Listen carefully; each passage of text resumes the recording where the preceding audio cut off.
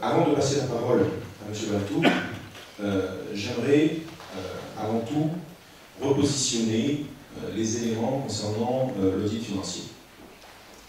Je pense qu'il est nécessaire, la population est nombreuse ce soir, et encore une fois je salue cette présence démocratique.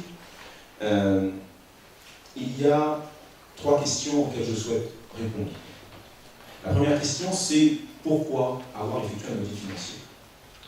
Pourquoi avoir effectué un audit financier? Eh bien, tout simplement parce que nous avions besoin d'avoir une photographie de la situation financière de la commune. C'est aussi pour nous permettre d'identifier les priorités dans la gestion de la collectivité en termes de fonctionnement et en termes d'investissement.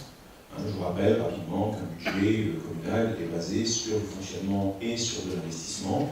Donc l'idée, c'est effectivement d'identifier les priorités dans ces 2 budgets spécifiques de notre collectivité.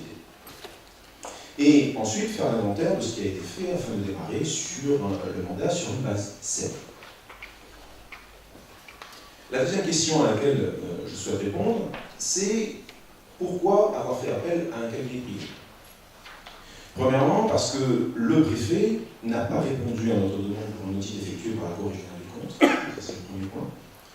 Le deuxième point, nous aurions pu effectivement solliciter le trésorier, mais cet audit effectué par le trésorier ne suffirait pas. En effet, le travail fourni par ce trésorier revêt un réel intérêt, mais il ne se limite qu'à analyser le positionnement de la collectivité par rapport à celle de la même taille et situation.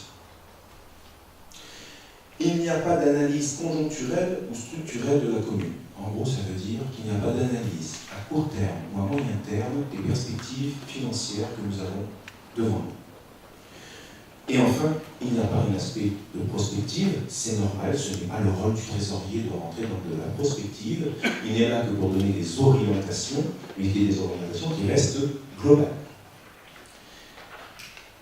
Troisième question à laquelle je souhaite répondre, c'est pourquoi une présentation en conseil municipal?